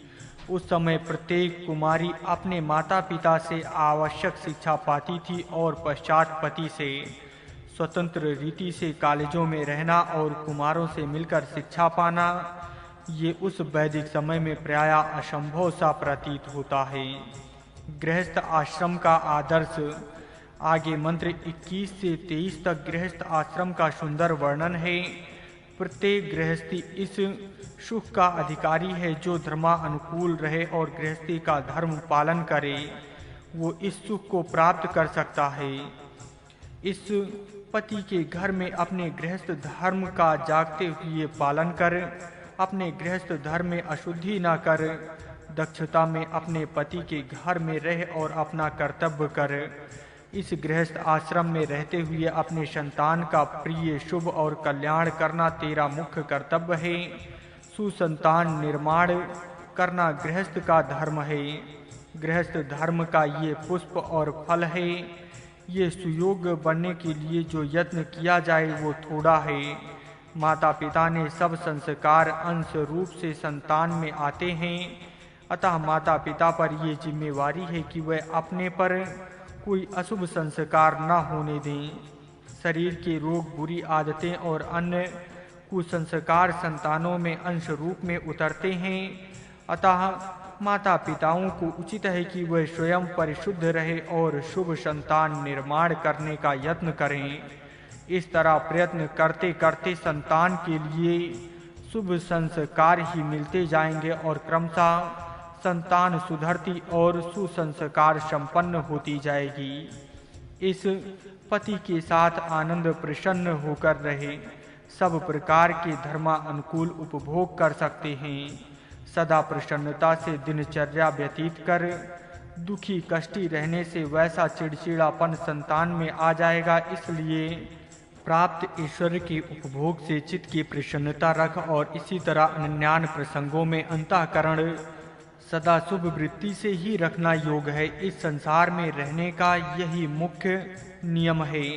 इस ढंग से गृहस्थ आश्रम में रहते हुए जब तारुण चला जाए और वृद्ध अवस्था प्राप्त हो, अर्थात बहुत अनुभव आ जाए, तब तू अपने अनुभव के सिद्धांत उपदेशों द्वारा दूसरों को कहे। इससे पूर्व नहीं, इसके पूर्व का समय ज्ञान ग्रहण करने का है, उपदेश देने का नहीं। उपदेश देना अनुभवी वृद्धों का ही कर्म होगा। इस संसार में पर्याप्त अनुभव का अपने पर ही मनुष्य उपदेश करे। इसके पूर्व जो उपदेश करते हैं उससे लाभ की अपेक्षा हानि की अधिक संभावना हो सकती है। अनुभव जैसा जिसको अधिक होता है वैसा उसका अधिकार उपदेश करने में अधिक होता है। पति पत्नी इस गृहस्थ आश्रम में रहें, उनमें वियोग न हो, पूर्ण आयु की समाप्ति तक वे दोनों एक विचार से रहें। यह है विवाहित कुटुंब का आदर्श। नहीं तो विवाह होते ही वैवाहिक संबंध का परित्याग करने की कुप्रथा जो अन्यार देशों में चली आ रही है वो तो वैदिक विवाह में सर्वथा नहीं है। वेद चाहता है कि जो विवाह एक समय हुआ वो जीवन के अंत तक स्थिर रहे, उनमें किसी तरह विरोध न खड़ा हो, झगड़े होकर उनका वैवाहिक संबंध न टूटे। पति पत्नी उत्तम घर वाले हों, आनंद प्रसन्न हो और पुत्रों के साथ तथा नीतियों के साथ खेलते हुए सुख से गृहस्थ आश्रम का कर्तव्य करते रहें। गृहस्थ आश्रम में रहने वाले दुखी चिड़चिड़े न हों, मन आनंद प्रसन्न रहकर सुख के साथ अपने कर्तव्य गृहस्थी लोग करते रहें। जैसे सूर्य और चंद्र सब जगत को प्रकाश देने वाले हैं, वैसे ही गृहस्थी के घर में उत्तम तेजस्वी संतान हो। वह विविध खेलों में प्रवीण हों, कौशल के साथ जगत में भ्रमण करें, अर्थात कुशलता के कर्म करें, कलावान हों और विश्व का भ्रमण करें, अपनी कला का खूब विकास करें। उक्त उपमा में चंद्रमा कला युक्त होता है, उसको कला निधि कहते हैं। वैसा ही ये कलाओं का निधि बने और कला कुशलता से अपनी तथा अपने राष्ट्र की उन्नति सिद्ध करे। अपनी संतानों का कला कारीगरी की शिक्षा देनी चाहिए, ये बात यहीं स्पष्ट हो जाती है। ब्राह्मणों को धन और वस्त्र दान। मंत्र 25 में ब्राह्मणों को धन दान दो और वस्त्र का दान दो। ये ब्राह्मणों को दान करने की आज्ञा यहाँ की विवाह के समय सुयोग्य विद्वान ब्राह्मणों को धन और वस्त्र देना चाहिए। गौ भूमि आदि का भी दान दिया जावे। ये दान वधू के समक्ष दिया जावे और इसका सात्विक परिणाम वधू के ऊपर होवे। ये दान देना चाहिए। ये बात इस प्रकार नौ वधू के मन पर प्रतिबिंबित हो। यदि दान देने का गुण वधू में न रहा तो केवल भोग में ही उस वधू का मन अत्यधिक रमने लगा तो वो एक कुटुंब का नाश करने वाली राक्षसी सिद्ध होगी। ऐसी भोगी स्त्री ये 1-2 पांव वाली विनाशक राक्षसी भार्या रूप पति के घर में प्रवेश करती है। जिस स्त्री के मन पर दान देने का भाव प्रतिबिंब नहीं हुआ, वो भोगी स्त्री ऐसे ही घातक राक्षसी मननी चाहिए। गृहस्थी का भूषण उदार स्त्री है। उदारता की शिक्षा उस वधू को अपने पिता के घर में मिलनी चाहिए और पति के घर में भी मिलनी चाहिए। इसलिए दान देने का महत्व उस स्त्री के मन में स्थिर करना चाहिए। गृह शिक्षा का ये एक विशेष महत्व का भाग है। जिसमें दान भाव स्थिर नहीं हुआ, उसके मन में विनाश या घात पात करने की बुद्धि प्रकट होती है। किसी स्त्री में ऐसी क्रूर बुद्धि न हो, इसलिए दान की बुद्धि वधू में बढ़ानी चाहिए। यदि ऐसा न हुआ और स्त्री खैरचाचरण करने वाली हुई तो अंत में पति कुल का ही नाश होता है। इसकी जातियों में कलह प्रबल होता है और अंत में बेचारा पति कलह के बंधन में बांधा जाता है। इसलिए कन्या और वधू में प्रारंभ से ही दान की बुद्धि, परोपकार करने की बुद्धि स्थिर होनी चाहिए। अपने सुख का त्याग करके भी सज्जनों की सेवा करने की सुबुद्धि स्थिर होनी चाहिए। धर्म सेवा, रुगण सेवा आदि सेवा भाव सब में बढ़े और इस सेवा से ही सब द्वेष भाव दूर होगा। ये बात सब लोग जाने। पुरुष स्त्री का वस्त्र ना पहने। मंत्र 27 में कहा है कि पुरुष कभी स्त्री का वस्त्र ना पहने। पुरुष का शरीर कितना भी सुंदर हो, परंतु स्त्री वस्त्र पहनने से वो अश्लील बनता है, शोभा रहित होता है। ये निषेध स्त्री का पहना वस्त्र पुरुष के पुनः पहनने के लिए है। ये नाटकों में जो पुरुष स्त्री वेश धारण करते हैं, उस कार्य का ये निषेध है। ये एक विचारणीय प्रश्न है। पाठक इसका अधिक विचार करें। परिवार में पति कभी स्त्री वस्त्र ना पहने यहाँ ये बोध निसंदेह है।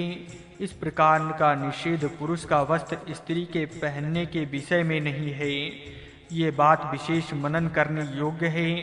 इससे स्पष्ट है कि स्त्रियों के पहने वस्त्र आरोग्य की दृष्टि से पहनने के अयोग्य होते हैं। यहाँ स्त्री का वस्त्र दूसरी स्त्री पहनने या न पहने इस विषय में भी निषेध नहीं है। स्त्री का वस्त्र पुरुष न पहने ये बात यहाँ स्पष्ट और असंदिग्ध है। पाठक इस बात का अधिक विचार करें और निश्चय करें। विविध वस्त्र पहनने से स्त्री के रूप विशेष शोभा युक्त होते हैं। ये बात मंत्र 28 में कही है। धारी वाला वस्त्र, सिर पर ओढ़ने योग्य ओढ़नी और ये सर्वांग पर ओढ़ने का वस्त्र है। स्त्रियों के पहनने के लिए ये 3 वस्त्र हैं। इनके विविध रंग रूपों का कारण स्त्रियों के स्वरूप की सुंदरता बढ़ती है। कन्या का गुरु, कन्या की शिक्षा कैसी होनी चाहिए? ये एक बड़ा विकट प्रश्न है। आजकल तो कन्या और पुत्र एक ही पाठशाला में पढ़ते हैं और उनकी पाठ विधि समान होती है।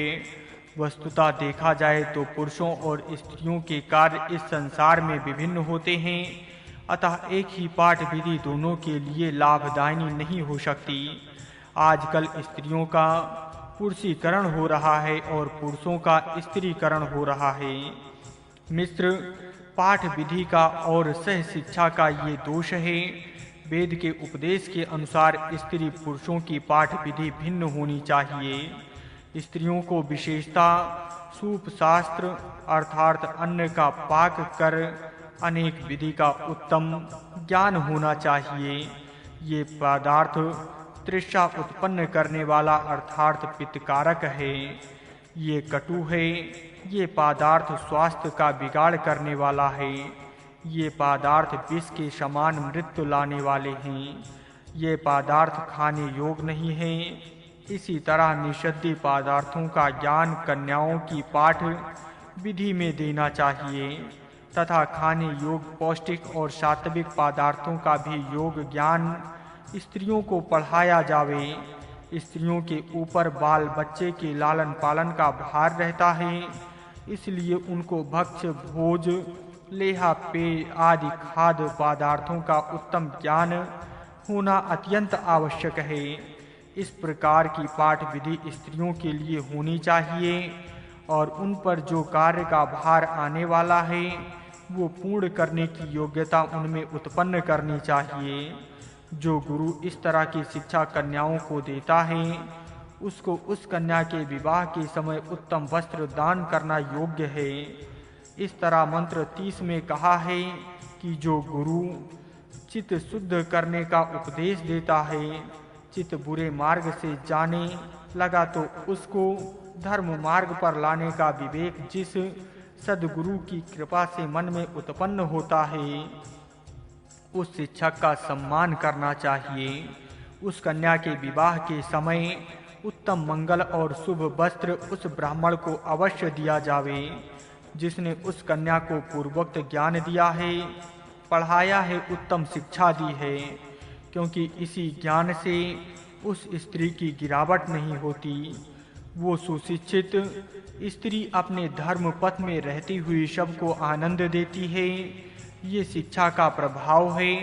ऐसी शिक्षा स्त्री को देनी चाहिए। स्त्री को योग शिक्षा ना दी तो वो कैसे पति कुल का नाश करती है, इसका वर्णन मंत्र 25-26 में पूर्व स्थान पर किया है।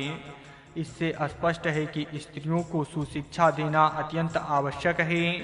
शिक्षा न होने से बड़े भयानक परिणाम होते हैं। सद्व्यवहार से धन कमाओ। गृहस्थ आश्रम में धन की आवश्यकता सदा रहती है। कोई कर्म धन के बिना हो ही नहीं सकता, अतः गृहस्थी को धन कमाने की अत्यंत आवश्यकता है। ये धन कैसा कमाया जाए, ये एक बड़ी भारी समस्या गृहस्थों के सम्मुख सदा रहती है। इसका उत्तर 30वें मंत्र में दिया है। सरल व्यवहारों में सरल भाषण करो, उसमें छल कपट ना हो। सबसे प्रथम टेढ़े व्यवहार में ना जाओ।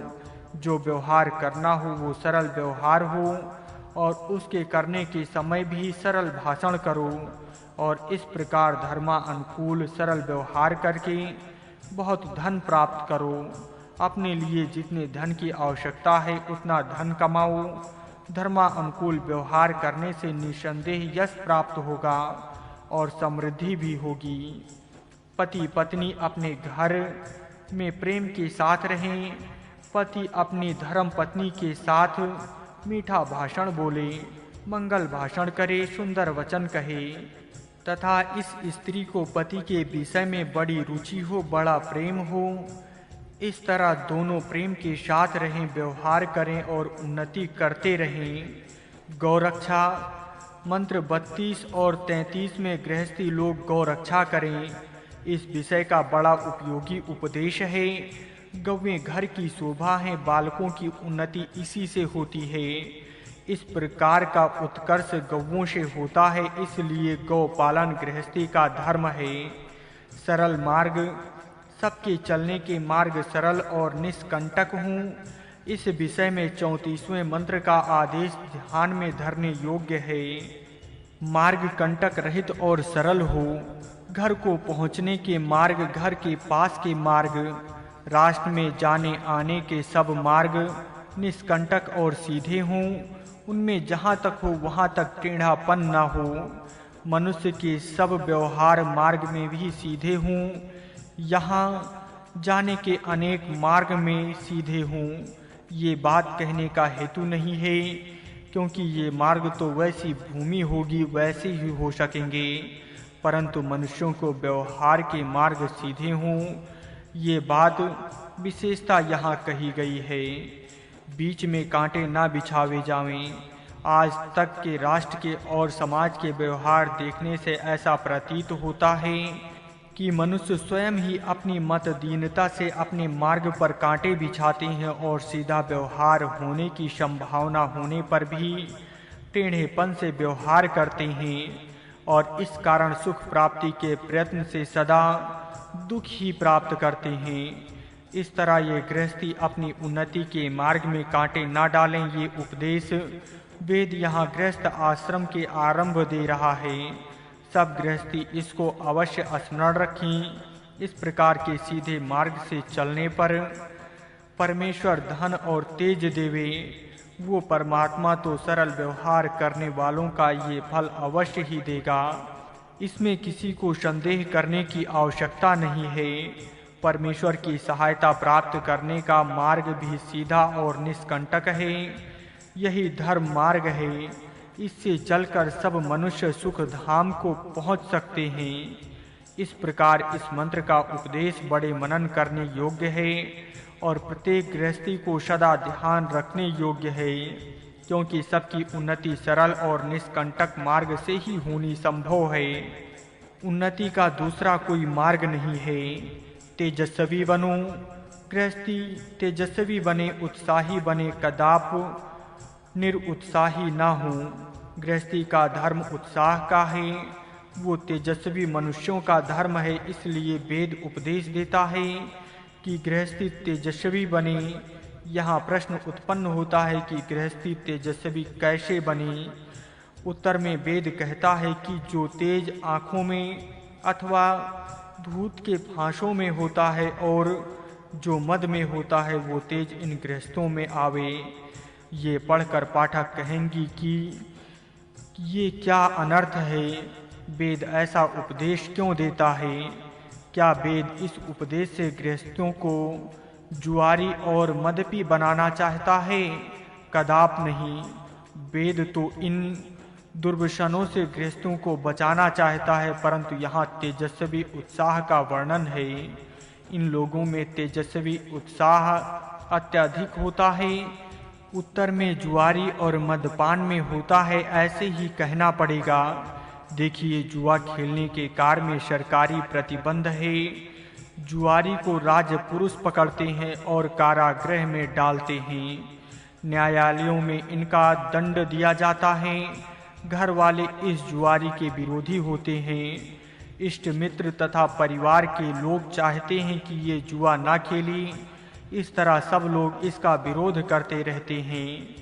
तथापि जुएबाज मनुष्य रात के समय अंधेरे में कष्ट सहन करते हुए, छिपते और छिपाते हुए जुओं के घर में पहुंचता है। न उसको किसी का भय होता है और न भूख प्यास होती है। एकमात्र निश्चय पर अटूट होता है कि मैं जुआ खेलूंगा। सब जगत विरुद्ध होने पर भी वो अपने निश्चय पर अटूट रीति से स्थिर रहता है। ये उसका निश्चय, प्रयत्न, उत्साह और एकाग्र मन देखने योग्य है। यदि यही तेजस्वी गुण जो उसके पाशों के खेलने में लगे हुए ही यदि पुरुषास्त्र के कर्म में लग जाएं, तो उसका बेड़ा पार होने में क्या संदेह है। अतः वेद कहता है कि जो तेज और उत्साह तथा निश्चय जुआरी लोग अपने खेल में बताते हैं, वह तेज और उत्साह गृहस्थी मनुष्य अपने गृहस्थ धर्म पालन में बतावें।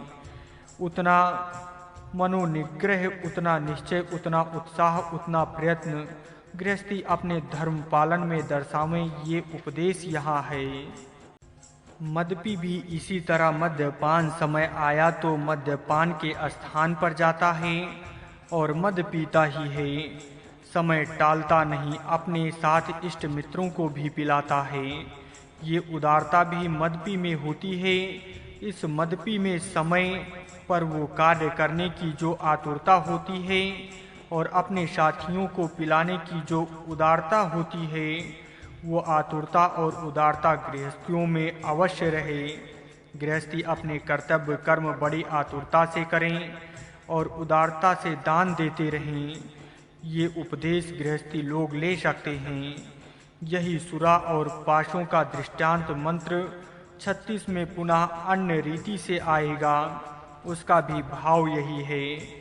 इसमें जो उपदेश लेना है वही लेना चाहिए। बड़े महात्मा लोग कुत्ते से और चींटियों से भी उपदेश लेते रहते हैं। जागृत, निद्रा और स्वामिनी का उपदेश कुत्ते से तथा प्रयत्नशीलता का उपदेश चींटियों से लिया जाता है। इसके अन्य दुर्गुणों की ओर महात्मा लोग देखते नहीं हैं, केवल उनके गुणों को अपनाते हैं। इस तरह मदपी और जुआरी भी गृहस्थियों को पूर्वक उपदेश देते हैं। ये उपदेश इनमें से गृहस्थी प्राप्त करें और अपने गृहस्थ धर्म का पालन उत्तम रीति से करके कृतज्ञ बने। पाठक पूछेंगे कि ये उपदेश यहाँ क्यों दिए हैं? क्या उत्तम उदाहरण जागृत में नहीं मिलेंगे?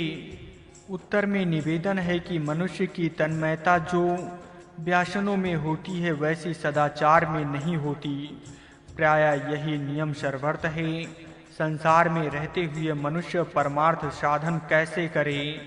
इसके उत्तर में व्यभिचारिणी स्त्री के समान करे ऐसा उत्तर शास्त्रकार देते हैं। जैसी व्यभिचारिणी स्त्री अपने विवाहित पति के सब कार्य करती हुई अपने मन में पर पुरुष का ध्यान सदा करती है और समय मिलते ही उसके पास उपस्थित होती है, उसी प्रकार संभारी जीव संसार के कार्य करते हुए अपना सब ध्यान परमात्मा में रखें और जो समय मिल जावे उस समय पर पुरुष परमात्मा की उपासना करें। वही पर पुरुष किंवा परम पुरुष और उपास्य सबके लिए है। ये उपमा यद्यपि हीन है तथाप पूर्ण है। ऐसी ही धूति और मधपी की उपमा भी पूर्ण है। मनुष्यों को चाहिए कि वह उनकी कार्य तत्परता अपने में लावें और उससे सायोग्य कार्य करके कृतज्ञ बने। मंत्र 35 और 36 में गौओं के स्तनों से तेज विस्ता दुग्ध रूप से रखी है। इस तेज विस्ता से सब गृहस्थ युक्त हों ऐसा कहा है। इन शब्दों द्वारा गौओं का दुग्ध स्थान दर्शाया है। सचमुच गौ का दूध अत्यंत तेजस्वी है। भैंस का दूध सुस्ती लेने वाला है, गौ का दूध सुस्ती हटाने वाला है। अतः सब गृहस्थी और उसके घर के बाल बच्चे गौ का ही दूध पीकर तेजस्वी, वर्चस्वी, ओजस्वी, आयुष्मान और पुरुषार्थी बने। मंत्र 37 में कहा है कि जलों में एक प्रकार का तेज है जिससे तेज शोभिस्ता, माधुर्य, वीर और सामर्थ्य बढ़ाता है। गृहस्थियों को इस जल के ये गुण प्राप्त हों। वेद में अन्यंत्र जल का जीवन एकमात्र साधन बताया है। रोग नाशक कहा है, आरोग्य वर्धक माना है। वही सब आशय इस मंत्र में संसार रूप से कहा है। गृहस्थी इस मंत्र का उत्तम मनन करें। मंत्र 38 में सब लोगों का मनन करने योग्य मंत्र है। इसको सभी कंठ में रखें। जो शरीर को क्षीण करने वाला, शरीर में विष उत्पन्न करने वाला और शरीर में आकर स्थिर रहने वाला रोग, बीज या दोष होगा उसको मैं हटाता हूँ। और जो शरीर का तेज बढ़ाने वाला और अपना सर्वथा कल्याण करने वाला है उसको मैं अपने पास करता हूँ। ये नियम तो सब मनुष्यों को सदा सर्वदा ध्यान में धारण करना चाहिए और इसी प्रकार आचरण करना चाहिए। हर एक स्थान में दोषों को दूर करना और गुणों को अपने में बढ़ने योग्य है। उन्नति का यही एकमात्र उपाय है। वर वधू तो अपने घर में यही नियम पालन करें। मंत्र 39 में कहा है कि पति के घर में ससुर और देवर वधू के आने की मार्ग प्रतीक्षा करते हैं। वधू का स्वागत करने के लिए सब लोग उत्सुक हो गए हैं। ये मंगल वधू अपने पति के घर प्रविष्ट हो वहां पहुंचते ही अग्नि को प्रदक्षिणा करें, अग्नि को नमन करें और पश्चात ससुर आदि का दर्शन करें। वहां ब्राह्मण मंत्र पूत जल में इस वधू को अभिषेक करें। ये जल वधू के अंदर जो भीरुता होगी उसको दूर करेगा। ये अत्यंत महत्व की बात है। आर्यों में भीरुता नहीं रहनी चाहिए। आर्य में तो सदा निडर और धैर्य के मेरु होने चाहिए। इसलिए वधू गृहस्थ आश्रम में प्रविष्ट होकर पति के घर जो प्रथम स्नान करती है वो स्नान ब्राह्मणों द्वारा वेद मंत्रों से पवित्र और निर्दोष हुए जल से करें। जिस मंत्र पवित्र जल के स्नान से इस वधू के भीरुता आदि सब द्वेष दूर हों और वो पवित्र, मंगल और धैर्य वाली बने। ऐसी सुयोग्य गृह स्वामिनी बनेगी जो अपने संतानों को सुयोग्य उपदेश द्वारा उत्तम आर्य बनावें। पति के घर के स्वर्ण रत्न आदि आभूषण इस नववधू को कल्याणकारी हो गिराने वाले ना हों, नहीं तो धन मनुष्य को गिराता है। धन से उत्पन्न हुआ घमंड मनुष्य की अधोगति करता है। इसलिए सावधानता की सूचना देने के लिए यहाँ कहा है कि सुवर्ण आदि धन वधू को गिरावट ना करे। दूसरे घर की स्त्रियों के उत्तम आभूषण देखकर अपने लिए वैसे आभूषण चाहिए, ऐसा हठ स्त्रियां करती हैं और पति को बड़े कलेश देती हैं। ऐसा कोई स्त्री ना करे और प्राप्त सुवर्ण ही वो संतुष्ट रहे। सुवर्ण आभूषण, गाड़ी घोड़े आदि सुख साधन सब के सब भोग वर्ग आते हैं। भोग इच्छा के कारण घर में विदित झगड़े होते हैं। अतः कहा है कि इन भोग साधनों में कोई झगड़े ना हो, परंतु पति के घर में शांति रहे, झगड़े होकर अशांति ना बने, और पत्नी अपने पति के साथ सुख से आनंद प्रसन्न रहे। पति पत्नी ऐसे एक विचार से रहें कि वहाँ किसी भी कारण विवाद ना हो, घर में अशांति ना बढ़े और दोनों को कौटुंबिक सुख यथा योग्य प्राप्त हो। स्त्री की इच्छा पति के घर आई हुई नववधू अर्थात गृहिणी किस बात की आशा करती है, अर्थात क्या चाहती है, ये प्रश्न कोई पूछे तो उसके उत्तर में निवेदन है कि वो स्त्री अपने घर के सब लोग आनंद प्रसन्न रहें, झगड़ा फिसाद न हो, परस्पर का व्यवहार प्रेम पूर्वक हो, घर में उत्तम शांति आनंद और प्रसन्नता का राज्य रहे। यही इच्छा कुल स्त्री की हो। दूसरी इच्छा ये होनी चाहिए कि उत्तम संतान उत्पन्न होवे, अपनी संतान सुयोग बन अपनी संसत्ति से कुल का वृक्ष हरा भरा रहे। तीसरी इच्छा ये हुई कि उत्तम भाग प्राप्त हो, अपने पोते के घर में उत्तम भाग विधिकृत होता रहे। सौभाग्य में उस भाग का प्रवेश कर समावेश होता है कि जो पति से पत्नी को और पत्नी के कारण पति को सुख होता है, और जिस सुख के लिए विवाह होते रहते हैं, ये सौभाग्य अपने घर में बड़ी इच्छा धर्म पत्नी की हो। इसके पश्चात चतुर्थ इच्छा ये है कि धन प्राप्त हो, अपने पति के घर किसी प्रकार दरिद्रता न रहे, ऐश्वर्य धन सुवर्ण आभूषण आदि सब विपुल रहे और इस अर्थ से सबका सुख प्राप्त होता रहे। धर्म पत्नी की पति के घर में यही 4 प्रकार की इच्छा हो। यहाँ पाठक ध्यान रखें कि सबसे प्रथम उत्तम मन की इच्छा की है, उसके अंतर पति पत्नी की उत्तम सुख की इच्छा है और अंत में धन की इच्छा है।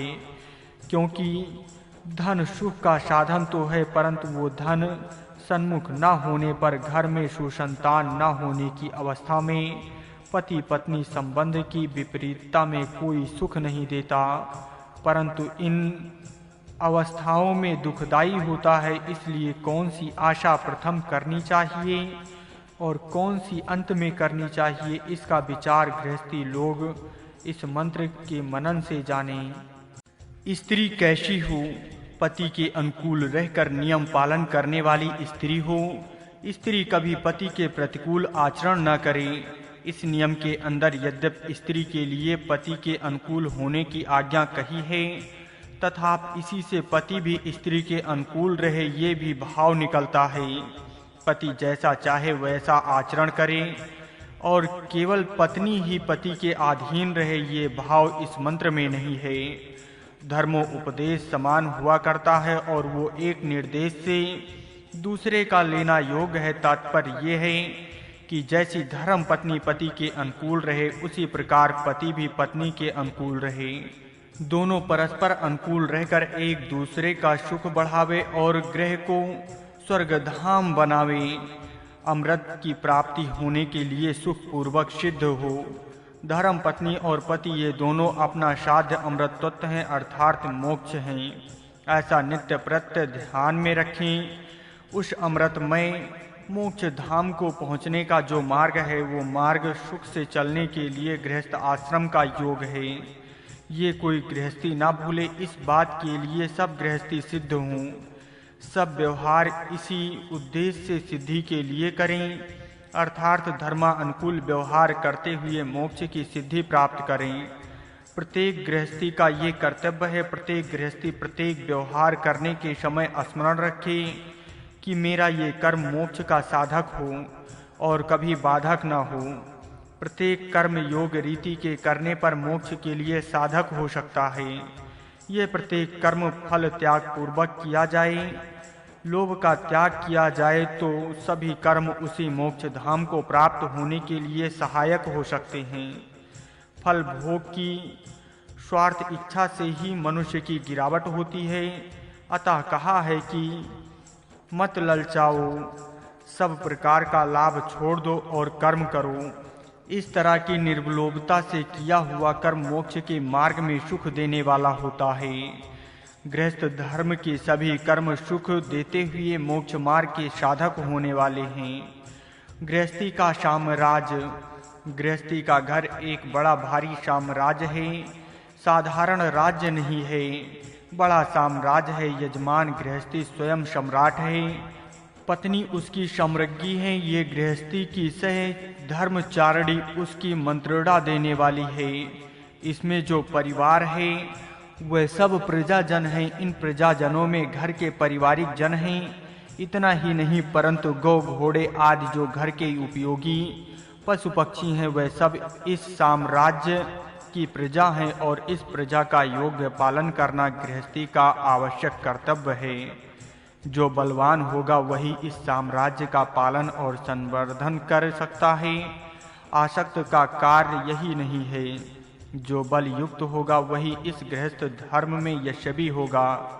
बलवानों का ही साम्राज्य हो सकता है, आसक्तों का साम्राज्य नष्ट होगा। ये नियम इस स्थान में पाठक देख सकते हैं। पति सम्राट बने और उसकी पत्नी साम्राज्ञी बने। इसका अर्थ पूर्व अनुसाधन से ये है कि पति भी बलवान बने और पत्नी भी बलशालिनी बने और दोनों मिलकर इस गृहस्थ आश्रम के साम्राज्य योग रीति से चलावें। नववधू से कहा है कि वो ससुर, देवर, ननद तथा सास आदि पारिवारिक जनों के साथ योग बर्ताव साम्राज्ञी बनकर करें। इसका अर्थ ये है कि पति के घर इस स्त्री का वही दर्जा रहे कि जो साम्राज्य में साम्राज्य का रहता है। जो लोग वैदिक धर्म में स्त्री की योग्यता कितनी होती है इसका विचार करते हों, उनको उचित है कि वे इस साम्राज्य शब्द का ही विचार करें। वैदिक धर्मानुसार धर्म पत्नी साम्राज्ञी है और पति सम्राट है, अर्थात स्त्री का अधिकार असाधारण श्रेष्ठ है। पूर्व स्थान में कहा है कि स्त्री स्वतंत्र नहीं है, ये तो बड़े माता पिता के अधीन रहेगी अथवा पति के अधीन रहेगी। इस कथन के साथ ये विधान विरोधक नहीं है, क्योंकि कोई सम्राट या साम्राज्ञी पूर्णतः स्वतंत्र नहीं होती, साम्राज्य के नियमों से बंधी होती है। वो साधारण स्त्री के समान इधर उधर नहीं जा सकती, उसके साथ सदा शरीर रक्षक रहते हैं। इस प्रकार साम्राज्ञी परतंत्र होती हुई भी विशेष सम्मानित होती है। ये बात गृहस्थनी की है। धर्म नियमों से बंधी हुई धर्म पत्नी परतंत्र हुई भी पूर्ण रीति से साम्राज्ञी है, धार्मिक उन्नति करने के लिए स्वतंत्र है। पाठक इस तरह विचार करने पर जान सकते हैं कि वैदिक धर्म की परतंत्रता भी अन्य स्थान की स्वतंत्रता की अपेक्षा अधिक प्रशंसनीय है। मनुष्य को अपना मुक्ति धाम का मार्ग आक्रमण करना है, यही उसका ध्येय है। इस ध्येय की सिद्धि के लिए जितनी स्वतंत्रता चाहिए उतनी यहाँ है। इससे जो अधिक स्वतंत्र तब है वो गिराने का हेतु है। स्त्रियों का सूत काटना वैदिक धर्मानुसार सर्वसाधारणता स्त्री पुरुषों का और विशेषकर स्त्रियों का घरेलू व्यवसाय सूत काटना और उसका कपड़ा बुनना है। प्रत्येक गृहस्थी के घर की सब स्त्रियां इस सूत्र निर्माण के कर्म को अवश्य करें। घर की देवियां सूत काटें, जो सूत काटती हैं वही देवियां हैं, उनको ही सत्य रीति से हम देवियां कह सकती हैं।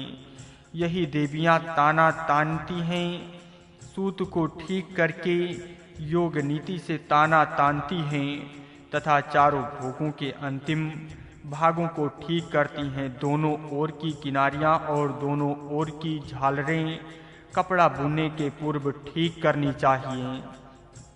इसमें यदि कुछ दोष हुआ तो कपड़ा खराब होगा।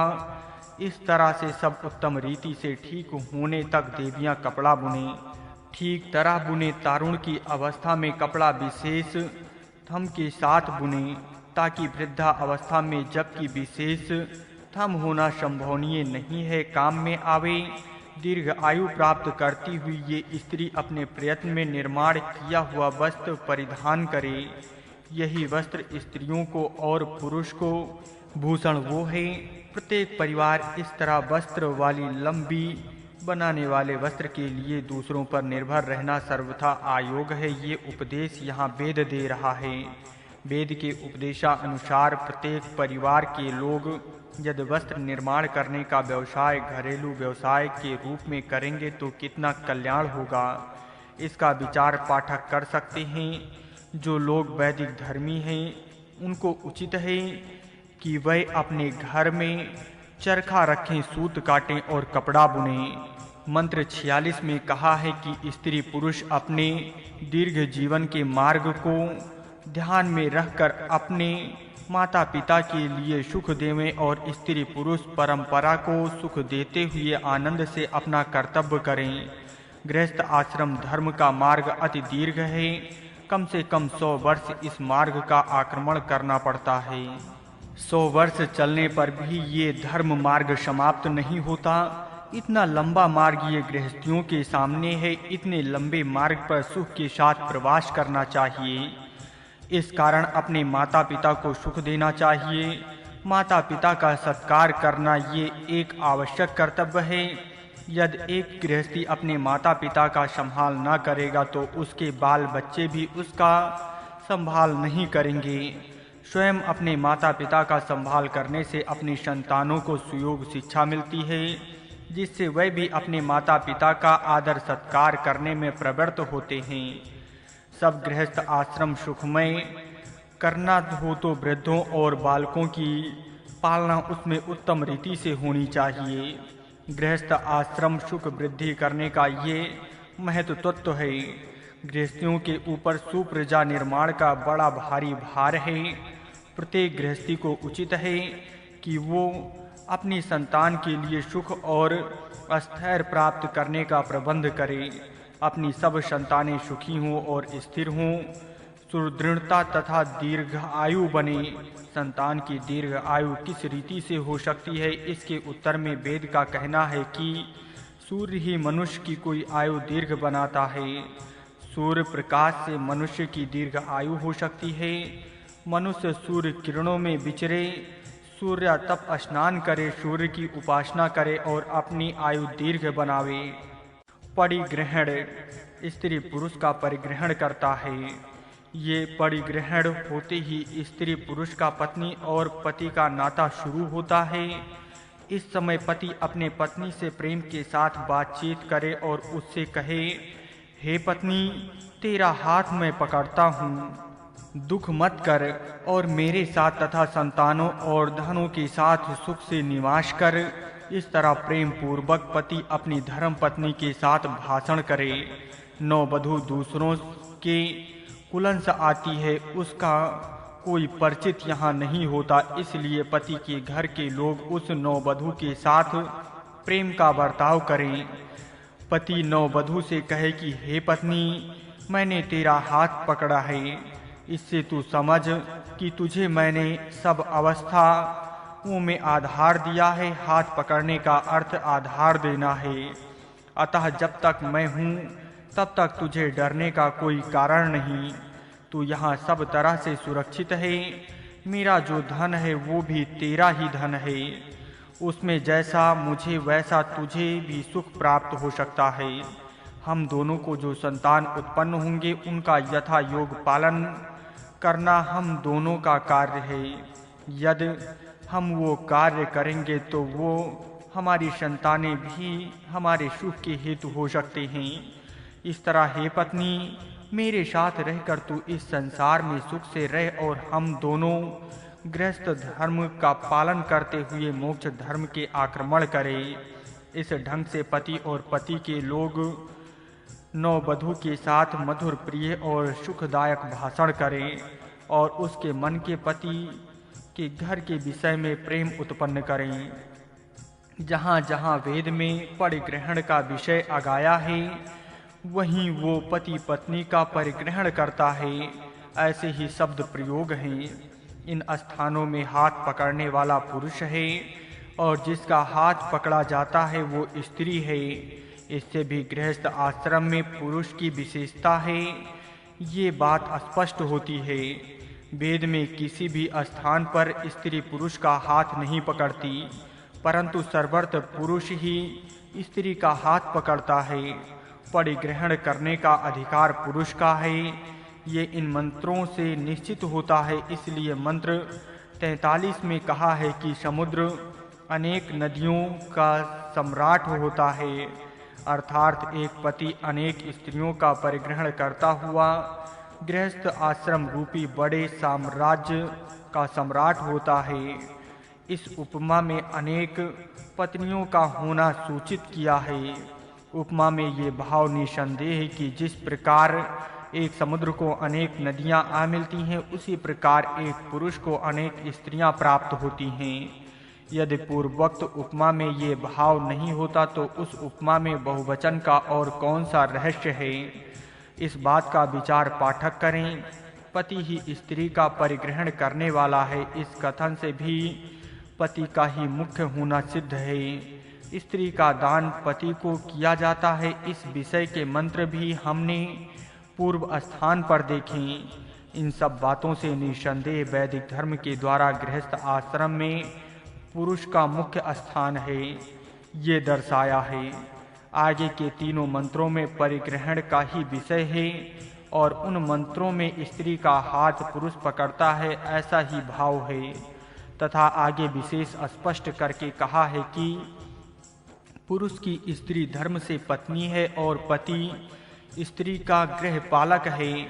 ये स्त्री पति के द्वारा पोषण होने योग्य है, क्योंकि इस पति के अधिकार में प्रजातंत्र ने इस स्त्री को सौंप दिया है। स्त्री के पोषण का भार पति के ऊपर है, ये बात इस मंत्र से स्पष्ट है। पति पत्नी का पालन पोषण करे, पालन पोषण का विचार पत्नी ना करे। पोषण भी सामग्री घर में आने के पश्चात पत्नी उस सामग्री का योग निवियोग करके सबको यथा योग अन्य भाग पहुँचावे। सुपुत्र निर्माण करने में देवताओं की सहायता प्राप्त होनी चाहिए, वो सहायता इस स्त्री को प्राप्त हो। इस प्रकार का आशीर्वाद मंत्र 53 और 54 में है। इंद्र अग्नि आदि सब देवताएं इस स्त्री को अपने तेज अर्पण करें और इस स्त्री के अंदर उत्तम संतान उत्पन्न करें और ऐसे सुसंतानों के साथ ये स्त्री उन्नत होती रहे। केशों की सुंदरता, सिर पर परमेश्वर ने बड़े बड़े केश निर्माण किए हैं। विशेषता स्त्री के सिर की शोभा केशों की सुव्यवस्था से बढ़ती है। अतः पति के लिए सुंदर दिखने योग्य स्त्री के सिर की सजावट की जाती है और स्त्री के सिर की शोभा बढ़ाई जाती है। स्त्री के सिर के बालों की सुव्यवस्था रखना और शोभा के लिए सज बढ़ करना योग है। मन से चाल चलन स्त्री का कैसा है ये जानना चाहिए। केवल ब्रहा चाल चलन द्वारा किसी की परीक्षा करना योग नहीं है। मन कैसा है, विचार कैसा है, मन में किस बात का विचार करती है, मन में किसका मनन करती है, ये देखना चाहिए। जो मन से शुद्ध है वही शुद्ध समझना चाहिए। अतः मन शुद्ध होने के लिए जो शिक्षा देने योग्य है वही देनी चाहिए। स्त्री हो या पुरुष, उसके मन शुद्ध रखने योग पाठ विधि बनानी चाहिए। प्रचलित पाठ विधि इस दृष्टि कैसी है, इस बात का विचार पाठक करे और आर्य संतानों को सुसंतान बनाने के लिए क्या करना योग्य है वो किया जावे। स्त्री जो वस्त्र परिधान करती है उससे उसका रूप शोभायमान होता है, अर्थात स्त्री को इस प्रकार के वस्त्र परिधान करने के लिए देने चाहिए कि जिससे उसकी सुंदरता बढ़े। यहाँ सूर्य सावित्री का उदाहरण पाठक देखें। संध्या समय में कितने विविध रंग के वस्त्र यहाँ सूर्य पुत्री संध्या पहनती है और अपने रूप की शोभा बढ़ाती है। प्रतिदिन सूर्य पुत्री की ये सजावट कैसी की जाती है ये पाठक देखें और अपनी शक्ति के अनुसार स्त्रियों को उत्तम वस्त्र पहनावें। ये कोई आवश्यक नहीं है कि स्त्री प्रतिदिन नए नए वस्त्र पहने, परंतु जो वस्त्र पहने वो ऐसे सुव्यवस्थित हों कि उनसे उस स्त्री की शोभा बढ़े। घर की देवी स्त्री है और घर घर में इस गृहस्थनी की मंगल वस्त्र भूषणों से पूजा होती रहे और वो पूजा घर के स्वामी की आर्थिक अनुकूलता के अनुसार होती रहे। जिनमें 9 गौओं का अर्थात सब इंद्रियों का समर्पण किया जाता है, उन यज्ञों के साथ जो हमारे मित्र उन जन यज्ञों में भाग लेते हैं उनके साथ यज्ञ या जीवन बनाकर या स्त्री के साथ मैं सब व्यवहार करता हूँ, अर्थात मैं स्वयं अपनी धर्म पत्नी मिलाकर हमारा सब जीवन हम यज्ञ रूप बनाते हैं। जो जो कर्म हम करते हैं वो यज्ञ स्वरूप करते हैं, इससे हम दोनों यज्ञ रूप बनेंगे और अंत में हमारे यज्ञ से यज्ञ स्वरूप परमेश्वर प्रसन्न होगा और हम कृतज्ञ बनेंगे। स्त्री पुरुष विद्वान होकर अपने पासों को काटे और बंधन से मुक्त हों। सब प्रयत्न बंधन से मुक्त होने के लिए होने चाहिए। मनुष्य अनेक प्रकार के प्रलोभनों में फंसता है और स्वयं अपने लिए बंधन निर्माण करता है और उन बंधनों से बंधा जाता है। ये सब बंधन काटने चाहिए और मुक्त होना चाहिए। ये मुक्त होने का ज्ञान जिसको होता है उसी को ज्ञानी अथवा विद्वान कहते हैं। मनुष्य स्त्री या पुरुष इस मुक्ति की विद्या को प्राप्त करें और उसकी सहायता से मुक्त हो जाएं।